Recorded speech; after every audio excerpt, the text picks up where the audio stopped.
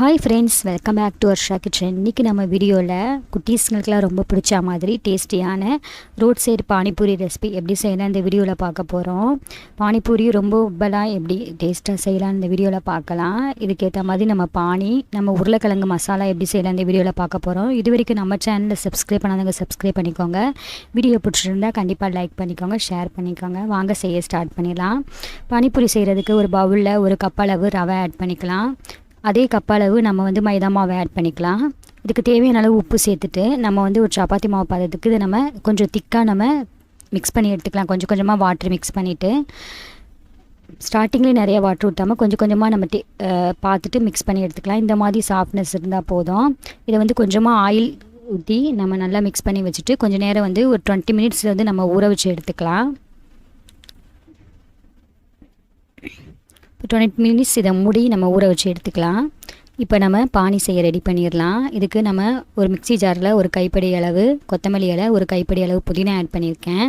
ரெண்டும் நீங்கள் சமமாக எடுத்து ஆட் பண்ணால் ரொம்ப டேஸ்ட்டாக இருக்கும். நான் காரத்துக்கு ஏற்ற மாதிரி ஒரு பச்சை மிளகாய் ஆட் பண்ணியிருக்கேன். இந்த பச்சை மிளகாய் ரொம்ப காரமாக தான் இருக்கும். 2 பீஸ் இஞ்சி துண்டு, 2 பல் பூண்டு ஆட் பண்ணியிருக்கேன்.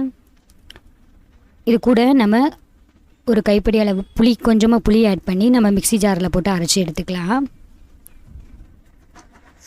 இதுக்கு நம்ம வாட்ரு யூஸ் பண்ணிவிட்டு மிக்ஸ் பண்ணி நல்லா எடுத்துக்கிட்டு இதை நம்ம ஒரு பவுலில் நம்ம ஊற்றி மிக்ஸ் பண்ணிக்கலாம். நீங்கள் வடிகட்டினால வடிகட்டி எடுத்துக்கலாம். நான் நைஸாக அரைச்சிட்டா நல்லா வடிகட்டில் அப்படியே மிக்ஸ் பண்ணி எடுத்துருக்கேன்.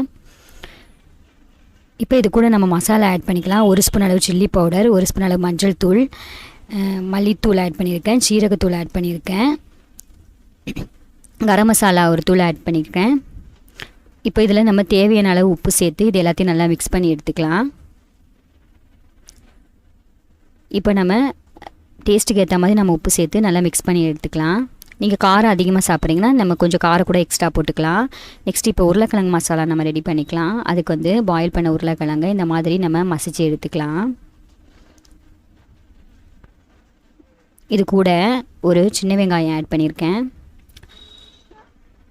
இது நம்ம சின்ன சின்னதாக கட் பண்ணி ஆட் பண்ணிக்கலாம். தேவையான அளவு சீரகம், 1 ஸ்பூன் அளவு சீரகம், உப்பு, சீரகத்தூள், மிளகாய்த்தூள் ஆட் பண்ணியிருக்கேன். இது எல்லாத்தையும் நம்ம நல்லா ஒன்றா மிக்ஸ் பண்ணி எடுத்துக்கலாம். கொஞ்சமாக உப்பு சேர்த்துட்டு நம்ம மிக்ஸ் பண்ணி எடுத்துக்கலாம். இப்போ இது கூட நம்ம கொத்தமல்லி இலை தூவிட்டு நம்ம மிக்ஸ் பண்ணிக்கலாம் நல்லா. இப்போ சூப்பராக நம்ம உருளைக்கிழங்கு மசாலா ரெடி ஆயிடுச்சு. இதை நம்ம ஓரமாக எடுத்து வச்சுக்கலாம். இப்போ பானிபூரி நம்ம செய்ய ஸ்டார்ட் பண்ணிடலாம். பானிபூரி நல்லா இப்போ மாவு நல்லா ஊறிடுச்சு. இதை சின்ன சின்ன உருண்டிகளாக நம்ம திரட்டி, நீங்கள் ஓரளவு நார்மலான உருண்டியை பெரிய உருண்டியாக கூட திரட்டிக்கலாம். நான் கொஞ்சம் சின்ன சின்ன உருண்டியாக தான் திரட்டியிருக்கேன். பானிபூரி சைஸில் இந்த மாதிரி எடுத்துக்கலாம். இல்லை நீங்கள் ரவுண்ட் பீஸில் இந்த மாதிரி ஏதாவது அளவு வச்சு நம்ம கட் பண்ணி எடுத்துக்கலாம்.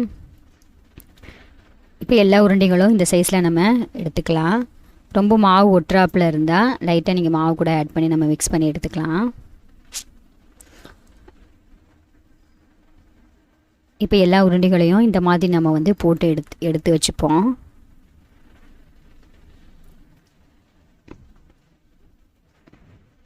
பானிபூரி குழந்தைங்க ரொம்ப விரும்பி சாப்பிடுவாங்க. நீங்கள் ஈவினிங் டைமில் நீங்கள் செஞ்சு கொடுக்கலாம் இந்த மாதிரி. இது ஈஸியான மெத்தட் தான்.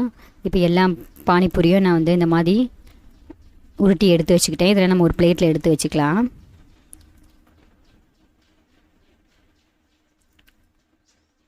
இப்போ எண்ணெய் நல்லா காயவும் நம்ம ஒரு பானிபூரியை நம்ம ஃபஸ்ட்டு போட்டு டெஸ்ட் பண்ணி எடுத்துக்கலாம். இப்போது ஒரு பானிபூரி போட்டதும் நம்ம லேசாக அது மேலே இந்த மாதிரி கரண்டி வச்சு அமுத்தி விட்டுக்கலாம். அது உப்புன்னு வந்துடும். பாருங்கள், நம்மளுக்கு உப்புன்னு பானிபூரி கிடச்சாச்சு. இப்போ இதை எடுத்துகிட்டு இதே மாதிரி நம்ம எல்லா பூரியும் நம்ம எண்ணெயில் போட்டு எடுக்க போகிறோம். இது நல்லா கொஞ்சம் ப்ரௌனிஷ் கலரில் வந்ததும் நம்ம எடுத்துக்கலாம். உடனே எடுக்காமல் இந்த மாதிரி கொஞ்சம் ப்ரௌனிஷ் கலரில் வரவும் நம்ம எடுத்துக்கலாம். இப்போ எடுத்தாச்சு. இப்போ எல்லா பானிபூரியும் நம்ம போட்டுடலாம். பாருங்கள், உப்பலான சூப்பரான பானிபூரி எல்லாம் ரெடி ஆயிடுச்சு. நம்ம கொஞ்சம் போடும்போது லோ ஃப்ளேமில் கொஞ்சம் வச்சுட்டு நம்ம போட்டது ஹை ஃப்ளேமில் வச்சு நம்ம எல்லாத்தையும் இந்த மாதிரி எடுத்துக்கலாம். இப்போ சூப்பராக நம்ம பானிபூரி ரெடி ஆயிடுச்சு. இது நம்ம கடைகளில் வாங்காமல் நம்ம வீட்டிலே சூப்பராக ரெடி பண்ணி நம்ம சாப்பிட்லாம். இப்போ சூப்பராக நம்ம பானிபூரி இது கூட நம்ம பானி ரெடி ஆயிடுச்சு. இது கூட உருளைக்கிழங்கு சைட் டிஷ்ஷு ரெடி ஆயிடுச்சு. பாருங்கள், ரொம்ப முறுபலாக கிறிஸ்பியான நம்ம பானிபூரி ரெடி ஆயிடுச்சு. கண்டிப்பாக இந்த ரெசிபி வந்து நீங்கள் வீட்டில் ட்ரை பண்ணி பாருங்கள். உங்களுக்கு பிடிச்சிருந்தா வர்ஷா கிச்சனுக்கு சப்ஸ்கிரைப் பண்ணுங்கள், லைக் பண்ணுங்கள், ஷேர் பண்ணுங்கள், கமெண்ட் பண்ணுங்கள். இந்த ரெசிபியை கண்டிப்பாக வீட்டில் ட்ரை பண்ணி பாருங்கள். தேங்க்யூ.